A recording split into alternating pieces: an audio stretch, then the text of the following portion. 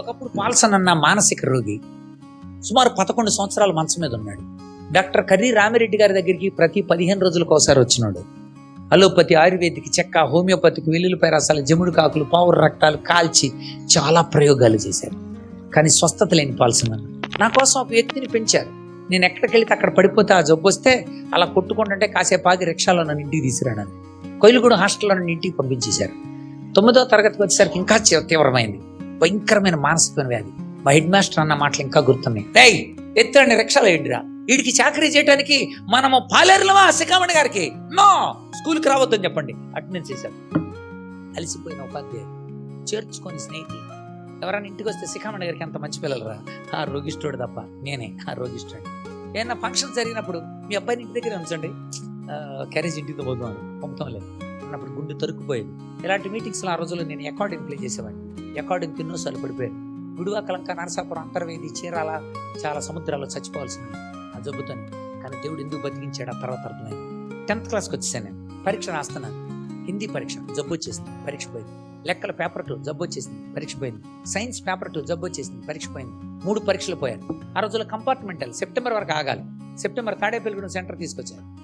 Examination వెళ్తున్నాను, మధ్యలో జబ్బు వచ్చేసింది, పరీక్ష పోయింది. నెక్స్ట్ మళ్ళీ మార్చి చింతలపూడి ఎగ్జామినేషన్లో జబ్బు వచ్చేసింది, పరీక్ష పోయింది. మళ్ళీ పోలవరం ఎగ్జామినేషన్లో జబ్బు వచ్చేసింది, పరీక్ష పోయింది. నెక్స్ట్ జంగారెడ్డి ఎగ్జామినేషన్లో జబ్బు వచ్చింది, పరీక్ష పోయింది. 10వ తరగతి 7 సార్లు పోయిన మానసిక దౌర్బల్యుడు. ఆ టైంలో నేను తట్టుకోలేకపోయాను. ఎందుకని మా చెల్లి నన్ను దాటుకుని డిగ్రీలోకి వెళ్ళి, మా చెల్లి డిగ్రీ ఫస్ట్ ఇయర్లో జాయిన్ అయితే నేను 10th క్లాస్లో ఉన్నాను. తట్టుకోలేక నేను వేసుకునే ట్యాబ్లెట్లు 30 మింగేసిన ఒక మానసిక దౌర్బల్యుడి పాల్సిన నేను బతకలేదు. సరే బతికాను. చూశారు హాస్పిటలైజ్డ్, మొత్తాన్ని దేవుడు బతికించాడు. Very good. అయినా నా మనసులో దేవుడు అంటే కసి. దేవుడు ఏం చేస్తున్నాడు? నేను కొట్టుకుంటుంటే ఆయన చంకలు కొట్టుకుంటున్నాడా? ఏం చేస్తున్నాడు దేవుడు? ఎన్ని సంఘాలు ఉన్నాయి, అప్పటికే 8 సంఘాలు ఉన్నాయి. 8 సంఘాల వాళ్ళు ప్రార్థనలు చేస్తున్నారు. నాన్నగారితో పాటు ఎంతోమంది దైవజనులు ప్రార్థన. ఏం చేస్తున్నాడు దేవుడు? కానీ దేవుడు అంటే ఒక కసి. మనసా నిద్రపో, మరీ మీ తలంచక అదమరిచి నిద్రపో. లోకులు కాకులు అరిచారని, లోకమంతా ఏకమై వచ్చిందని, నీ లోపల ఎత్తి చూపారని బాధపడికి ఇప్పుడు మనసా నిద్రపో, మరీ మీ తలంచక అదమరిచి నిద్రపోని డైరీలో రాసుకున్న పాల్సిన ఎలా మారాడు? ఇలాంటి మీటింగ్లోనే దైవజనుడు కర్ణాటక నుండి వచ్చాడు. జాన్సన్ అని ట్రాన్స్లేట్ చేస్తున్నాడు. మీటింగ్ అయిపోయింది. ఆయన చెబుతున్నాడు, దేవుడి గురించి నీకు అర్థమైందా? ఎప్పుడైనా దేవునితో నువ్వు నేరుగా సూటిగా మాట్లాడావా? అసలు దేవుడు నీ జీవితంలో నిజానికి ఒక గొప్ప కార్యం చేయాలని ఇష్టపడుతున్నాడు. తలుపు తెరిచావా? ఆయన స్వరాన్ని గుర్తుపట్టావా? దేవుడు నిన్ను వాడుకోవటానికి కోసమే కదా ఈ లోకంలో నేను తయారు చేసింది. కడుపు రగిలిపోతా ఉందన్నమాట. మీటింగ్ అయిపోయింది, భోజనం చేశాడు. అన్నయ్య ఆయన కూర్చొని ఉన్నారు. అంతే, ఎన్కౌంటర్ విత్ గాడ్, దేవునితో ముఖాముఖి. 2 గంటలు నేను ఎన్కౌంటర్లో ఉన్నాను. నిజంగా నా ప్రతి ప్రశ్నకి దేవుడు జవాబు ఇచ్చాడు. అప్పుడు అర్థమైంది నేను చేసిన తప్పేంటో. కుమ్మరుణ్ణి అడుగుతుందా నన్ను ఎందుకు ఇలా చేసావని? వాళ్ళ నిజమే కదా.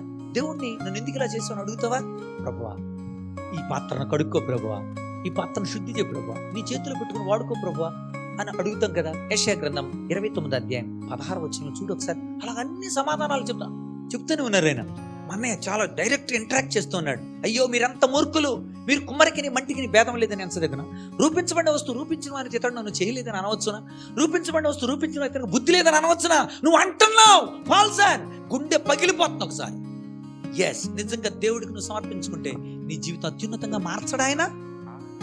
ఆయన శక్తి కలిగిన సమర్థుడు. ఆయన నిన్ను మార్చడానికి ఆయన తగినవాడు. అలా చెబుతున్నప్పుడు నా తప్పు ఏంటి అర్థమవుతుంది. అవును నిజమే, నేనే మూర్ఖుణ్ణి. దేవుడు మార్చగలిగిన శక్తిమంతుడే. నేను దేవుడిని తిట్టుకుంటున్నాను, నేను చూసుకుంటున్నాను, దేవుని వైపు చూడలేదు. ఆ రోజు దేవుని వైపు చూచాను నేను. నా జీవితం చాలా అత్యద్భుతం. మొక్కళ్ళు పెట్టి కన్నీళ్లతో పశ్చాత్తాపంతో యేసు ప్రభువును ప్రార్థన చేశాను. ప్రభు నన్ను క్షమించు, నిజంగా నేను పాపిని, నేను దోషకుణ్ణి, హింసకుణ్ణి. ప్రభువా నీ గాయాల్లో వేళ్ళు పెట్టినోడిని, నిన్ను దూషించునోడిని, ప్రభువా నన్ను క్షమించు. దొర్లి ఏడ్చాను నేను. నా పాపాలు దేవుడు క్షమించాడు. తన రక్తంతో కడిగాడు ఆయన. అంతేగా తన ఆత్మను నాలో ఉంచాడు. తన యొక్క వాక్యం ద్వారా నా జీవితాన్ని వెలిగించాడు. తెల్లారైనా మీటింగ్స్ లో సాక్ష్యం చెప్పాను. దేవుడు గత రాత్రి నాతో మాట్లాడాడు, నా జీవితం నాకు చూపించాడు, నాలోని ప్రశ్నకి సమాధానం ఇచ్చాడు. ఆయనే సమాధానకర్త. నా జీవితానికి ఆయనే CEO, ఆయనే మారుస్తాడంట. ఎస్, పరిపూర్ణంగా నమ్మాను. మీకు కూడా చెబుతున్నాను, నమ్మి చెడినవాడు నమ్మకయేనాడు, బాగుపడినవాడు వసుధలేడు. నమ్మి చెడినోడు గాని, నమ్మకుండా బాగుపడినోడు గాని ఎవడు ఉండడు. నా జీవితం ఎందుకు తార్కాండ. ఆ తర్వాత నాలో ఎంత మార్పు కలుగుతుంది. ఆ తర్వాత ఇంటర్మీడియట్ నిడదల్లో జాయిన్ అయ్యాను. నిడదల్లోనే కాలేజీలో నేను 3 ఫస్టులు తీసుకున్నాను నేను. ఆశ్చర్యం నాకు. అప్పటి వరకు ఎక్కువ ఆలోచిస్తే భయంకరమైన వ్యాధికి గురైన వాడిని నేను. ఆ తర్వాత కాలేజీలో 3 ఫస్టులు వచ్చినప్పుడు అనిపించింది, డిబేట్ ఎస్ఆర్ఎన్ ఎలక్ట్రిషన్స్ లో అప్పుడు అనిపించింది నాలో మార్పు కలుగుతుందని. ఆ తర్వాత డిఎన్ఆర్ కాలేజీలో జాయిన్ అయ్యాను. డిఎన్ఆర్ లో సెకండ్ ఇయర్ లో ఉండగా నన్ను ఫైన్ ఆర్ట్స్ రిప్రజెంటేటివ్ చేశారు. ఫైన్ ఆర్ట్స్ రిప్రజెంటేటివ్ ఢిల్లీ పంపించారు. Debate ఎస్ఆర్ఎన్ electrician, dramatics, mono actions, mime, singing, music అన్నిట్లో ఉన్నాను నేను. అక్కడ 16 యూనివర్సిటీ మీద ఫస్ట్ వచ్చాను నేను ఢిల్లీలో. అప్పుడు రాష్ట్రపతి జ్ఞాని జైల్ సింగ్ గారు అవార్డు ఇచ్చినప్పుడు అనిపించింది, గల్లీలో పడిపోయేవాడు ఢిల్లీ వరకు ఎలా వచ్చాడు, ఓడిపోయిన వాడు ఎలా గెలిచాడు, ప్రభువా నువ్వే నాయన. అర్థమైంది నా జీవితం. ఆ తర్వాత ఫైనల్ ఇయర్ లో మళ్ళీ నన్ను ఢిల్లీ పంపించారు. జామియా మిలియా ఇస్లామియా న్యూ ఢిల్లీ యూనివర్సిటీలో ఎన్ఎస్ఎస్ తరపున వెళ్ళాను నేను. అక్కడ 21 యూనివర్సిటీ మీద ఫస్ట్ వచ్చాను నేను. అప్పుడు రాష్ట్రపతి శంకర్ దయాళ్ శర్మ గారు ఆయన విన్నర్స్ అందరినీ భోజనాన్ని కూర్చోబెట్టుకున్నాడు. అప్పుడు అనుకున్నాను, ప్రభువా బలహీనుడను బహు పాపిని, ధనహీనుడను దరిద్రుడను, ఏమి చూసి నన్ను వెదకి రక్షించినావు, ఎంత ప్రేమ నీది, ఎంత ప్రేమ ప్రభా, నన్ను ఎంత ప్రేమించావు ప్రభా. ఆ తర్వాత బీఈడి జాయిన్ అయ్యాను గుంటూరులో. కాలేజ్ ఫస్ట్ నేను నిలిచాను. ఆ తర్వాత మానసిక శాస్త్రం తిరుపతిలో చదివాను నేను. ఆశ్చర్యం కదా, ఒక మానసిక రోగి మానసిక శాస్త్రాన్ని ఎలా చదివాడు, అక్కడ కూడా డిస్టింక్షన్. ఆ తర్వాత ఎంఈడి నెల్లూరులో చదివాను నేను, నెల్లూరు కాన్ఫరెన్స్ కాలేజీలో. అక్కడ కూడా మెరిట్ స్కాలర్ తీసుకున్నాను. ఆ తర్వాత మానసిక శాస్త్ర పరంగా నేను రీసెర్చ్ చేశాను. ఆశ్చర్యం కదా, ఒక సైకాలజిస్ట్ అయ్యాడు. ఒక అంతరంగాలు కృషించిపోయిన వాడు అంతరంగాల మీద రీసెర్చ్ చేశాడు. నేను ఎందుకు బ్రతుకుతున్నా అన్నవాడు ఎందుకు బ్రతకాలో చెబుతున్నాడు. ఒకప్పుడు మాత్రలు వేసుకొని చచ్చిపోవాలనుకున్నవాడు, మీరు ఆత్మహత్య చేసుకోవాలనుకున్నారా, ఒక్క నిమిషం ఆగండి, ఈ క్రింది నెంబర్లో దేనికైనా ఫోన్ చేయండి, 2వ నెంబర్ నాది. కొన్ని 100 మందికి కౌన్సిల్ చేసేది కావాల్సిందన్నా. ఎలా మారాడు దేవుడు, అర్థమవుతుంది. జీవితంలో ఏం చేయాలో, ఎందుకు బ్రతికించాడో అర్థమవుతుంది. నేను ఎందుకు బ్రతికించాను ప్రతిసారి గుర్తొస్తానే ఉంటది. పోయిన సంవత్సరం నాకు ఇప్పుడు 4 యాక్సిడెంట్లు అయ్యాయి సేవలో. పోయిన సంవత్సరం భయంకరమైన యాక్సిడెంట్ అయింది. నా కారు గరుడ ఎక్స్ప్రెస్ కొట్టేసింది. కారు సగం చెత్త అయిపోయింది. చేతులు తలకాయ పగిలిపోయింది.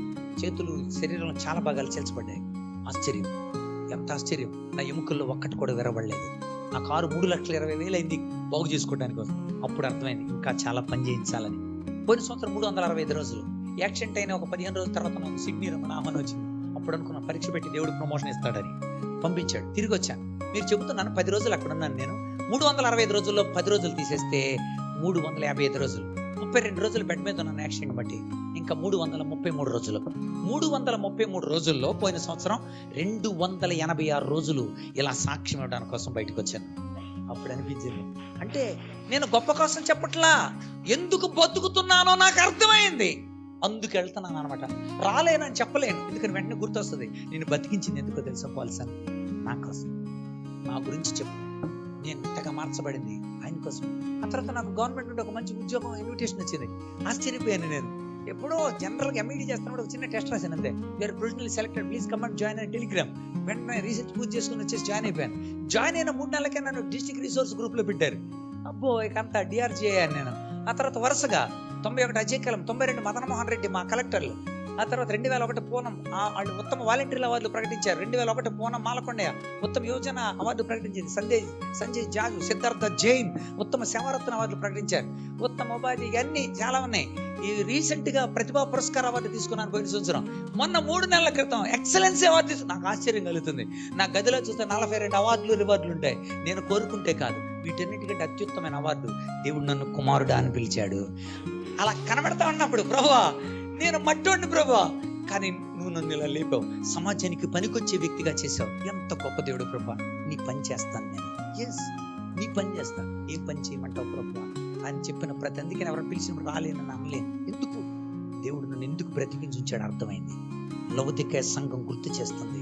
ఇంకా తీవ్రత లేదా, ఇంకా ఉపయోగించుకోవటం తెలీదా, ఇంకా బైబిల్ చదవటం అర్థం అవ్వలేదా, ఇంకా మోకాళ్ళు పెట్టడం అర్థం అవ్వలేదా, ఇంకా కళ్ళు తెరవబట్టడం అర్థం అవ్వలేదా, ఇంకా బట్టలు వేసుకోవడం అర్థం కాలేదా, ప్రభు వస్తున్నాడు నెరిగి ఆయన పక్కన కూర్చోవడానికి దమ్ము కలిగి ఉండాలన్న సంగతి అర్థం అవ్వలేదా, ఇక్కడ భోంచేయకపోతే అక్కడ భోజనంలో కూర్చోమని అర్థం కాలేదా.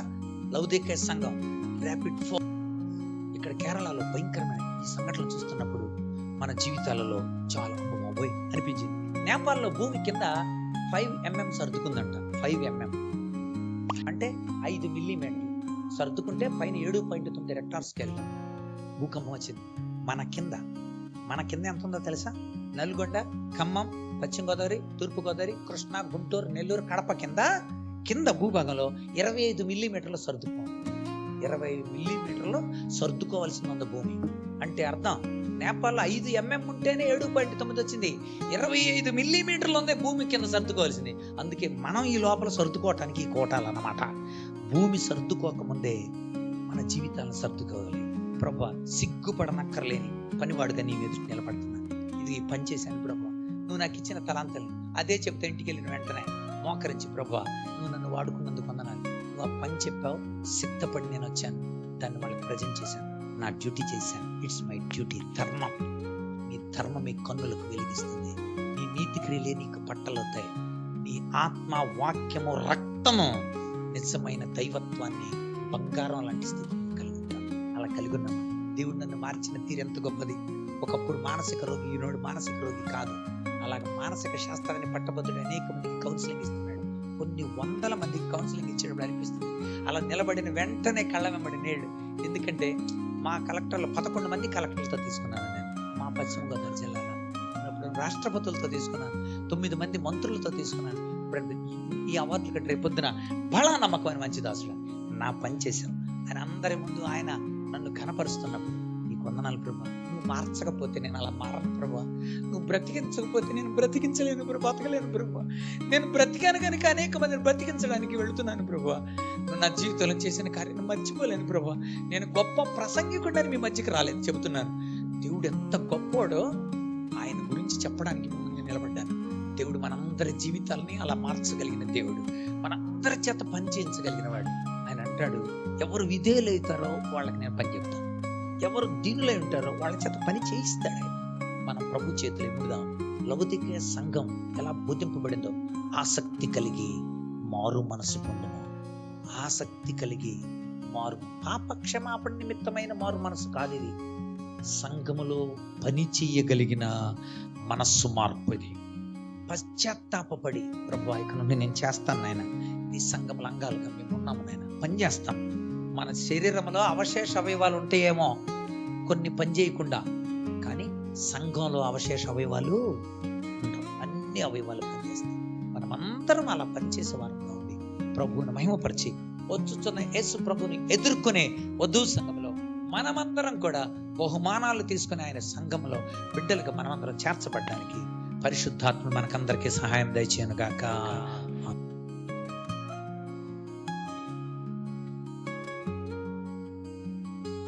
God bless you.